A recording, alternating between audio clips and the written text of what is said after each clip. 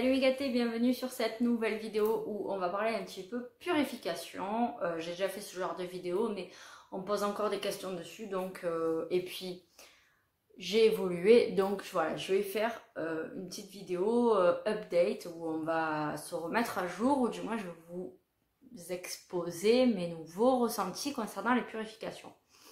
Donc pour en revenir au départ, quand j'ai commencé la cartomancie, la lithothérapie, je me purifiais, donc j'utilisais beaucoup d'encens, alors les encens bâtons, des encens en granules avec une pierre, un charbon ardent pour faire brûler les encens. J'utilisais des prières, des pierres. Lorsque je tirais les cartes, j'utilisais beaucoup de pierres de lithothérapie, etc. Je faisais appel à des anges ou des archanges pour me protéger. Je faisais des méditations d'ancrage, etc., etc. Puis à un moment donné, j'ai remis tout ça en question et j'ai arrêté de me purifier avant les séances ou de faire quelconque rituel. Donc il n'y a pas de problème là-dessus. Je vous l'ai déjà dit plein de fois, on n'est pas obligé d'avoir quelconque rituel pour faire de la méditation, de la médiumnité, de la voyance, de la tarologie, bref, peu importe, vous n'êtes pas obligé. Si vous avez un rituel actuellement, conservez-le si vous avez la sensation que c'est bon pour vous, que c'est ça qu'il vous faut. Parce qu'en fait, le but, c'est surtout de se mettre dans une condition psychique telle que vous vous sentez protégé, plus si vous appelez des archanges, des anges, que vous faites des prières de protection, que vous appelez vos guides, etc., vous allez avoir des protections supplémentaires. Donc ça, c'est très bien. Mais si vous ne ressentez pas le besoin de faire tout ça, ne le faites pas. Il n'y a pas de souci non plus. La petite remise en question que j'ai eue ces derniers jours, c'est que, en fait, il y a plusieurs semaines, je pense que c'était fin d'année dernière, donc octobre, novembre, je suis allée voir une thérapeute holistique donc qui faisait des soins magnétisme, etc. à qui j'ai vite fait parler en lui disant que je faisais les cartes. Et elle m'a dit, c'est pas bon de faire les cartes, ça amène des mauvaises choses. Et ça s'est arrêté là. On a continué notre rendez-vous normalement. Il y a quelques jours, je suis allée dans un apéro où il n'y avait que des gens quasiment qui faisaient partie du milieu spirituel. Et il y avait un magnétiseur. Et ce magnétiseur, je lui ai posé une question par rapport à mon dernier enfant parce que voilà, je voulais voir si il était possible de régler 2-3 petites choses. Et pareil, en discutant, il m'a demandé ce que je faisais. Je lui ai dit, je fais les cartes. Et pareil, il m'a dit, il faut pas faire ça. Il m'a dit, en fait, il m'a pas dit, il faut pas faire ça. Il m'a dit, ça rend malheureux de faire les cartes. Je connais très peu de personnes qui font les cartes qui soient heureuses dans leur vie. Et en fait, ça a fait tilt à ma vie, que je trouve très compliquée, que j'ai du mal à supporter, alors qu'en définitive, il n'y a pas mort d'homme. Mais je ne suis pas dans un bon état d'esprit. Donc je me suis dit que peut-être il allait falloir que je revoie ma façon de faire les cartes et de me purifier avant de jouer, de lire. Et du coup, je vais vous faire partager ça. Donc, ce que j'utilise maintenant et que je vais faire pour le moment à chaque fois, même si j'en ressens pas le besoin, mais je pense qu'il faut que je le fasse. Voilà, donc c'est utiliser de la sauge ou des encens.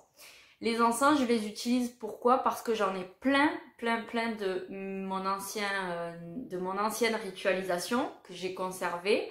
Donc j'en ai déjà fait gagner lors de concours sur Instagram. D'ailleurs, je vous invite à aller vous abonner sur la page Hôtel de la Magie ou Laura Colombe, c'est la même chose. Mais il me reste plein d'encens. Donc j'utilise des encens en fonction de ce que je fais. Donc là, quand c'est pour les cartes, je vais utiliser du Nag Champa ou alors je vais utiliser du sang dragon ou des encens de sauge, ou j'utilise tout simplement de la sauge. C'est ce que je trouve de plus naturel à utiliser et qui arrivera du moins loin possible. Donc la sauge, soit vous l'avez dans votre jardin, ce que je fais chez moi, c'est que je cultive ma sauge, vous la faites sécher et ensuite vous vous en servez pour la brûler, soit vous l'achetez directement en boutique ou sur internet, mais là aussi, vous vite avoir de mauvais avis sur la sauge. Je vais vous expliquer pourquoi. En fait, j'ai cette sauge-ci qui est dans son emballage d'origine. Donc, c'est une sauge que j'ai achetée chez Cultura. C'est une sauge qui est très compacte. C'était un smoothie pardon, de sauge, donc c'était un amas. Et vous voyez, en fait, il n'y a pas d'air qui passe entre les branches de la sauge. Ça fait vraiment un bloc. Et le souci, c'est que ça s'éteint tout le temps. Donc, à chaque fois que je voulais purifier ma maison, les chambres, etc., après avoir fait le ménage en grand, je voulais toujours purifier un peu ma maison et tout ça, aussi au niveau énergétique, j'étais obligée de me trimballer dans toute la maison avec un briquet et de rallumer constamment ma sauge parce que elle s'éteignait. Donc, c'était pas très pratique. Puis bon, sans compter que ça fait des petits morceaux et tout ça, donc c'était pas top.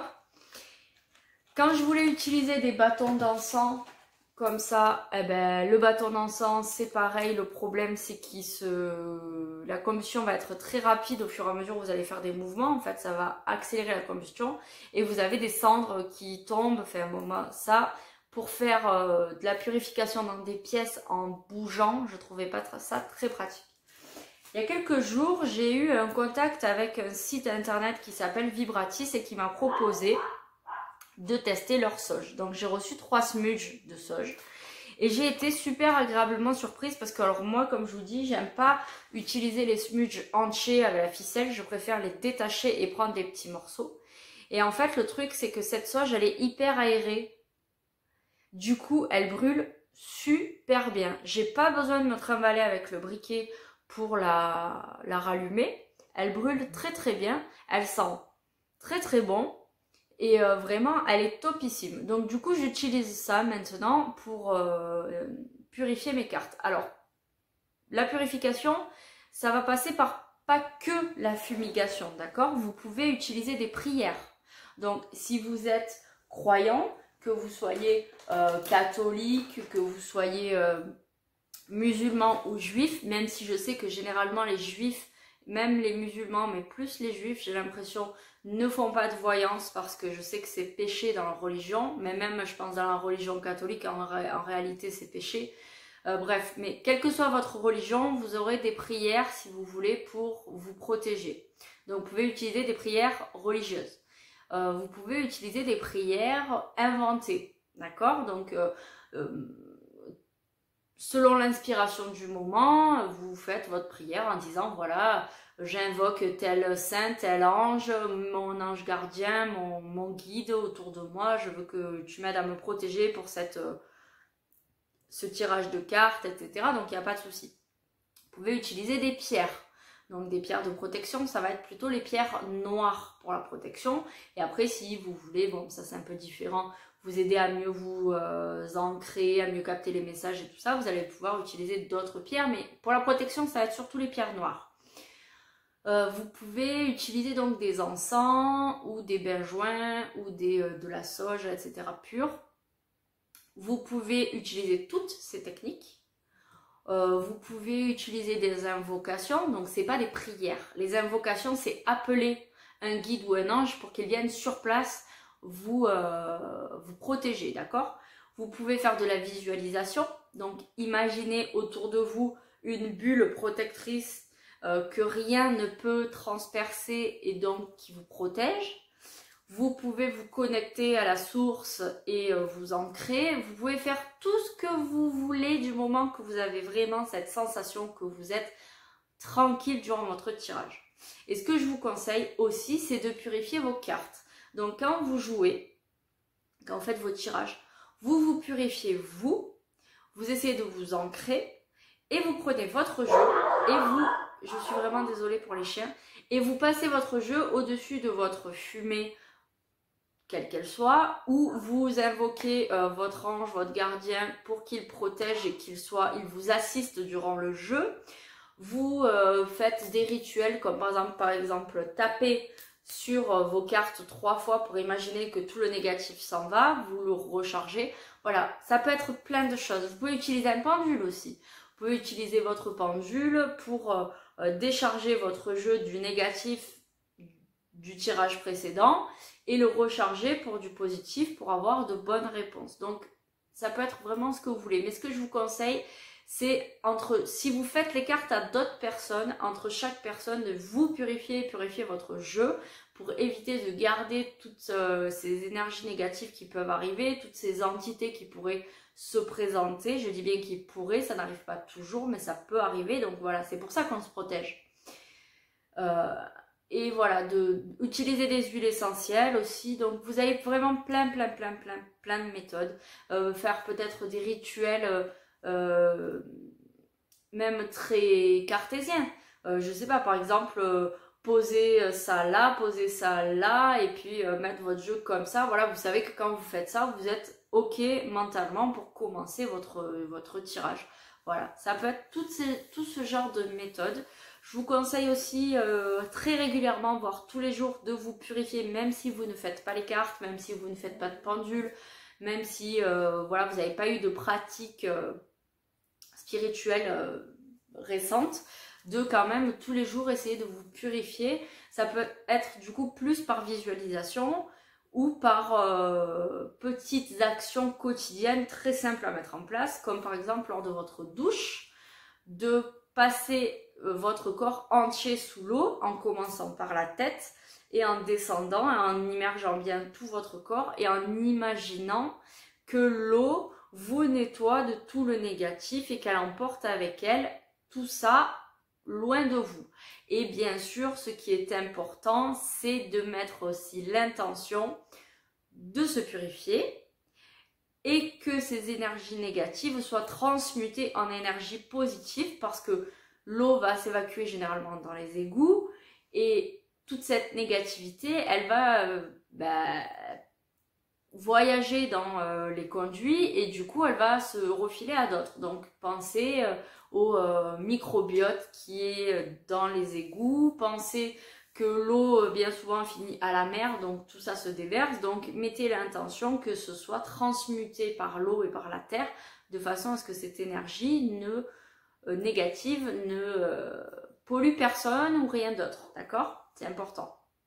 Vous pouvez aussi imaginer, lorsque vous êtes dehors et qu'il y a du vent, imaginez que ce vent, en vous frappant, va emporter aussi tout le négatif qui est sur vous.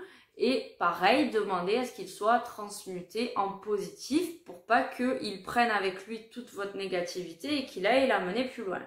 Donc voilà, vous pouvez imaginer plein de choses, aller contre un arbre, le serrer fort et imaginer l'arbre, vous lui demandez d'enlever toute votre négativité, de vous recharger en positif. Bref, il y a plein de rituels qui existent. Je vous laisserai fouiner si parmi tout ce que je vous ai dit, rien ne vous correspond.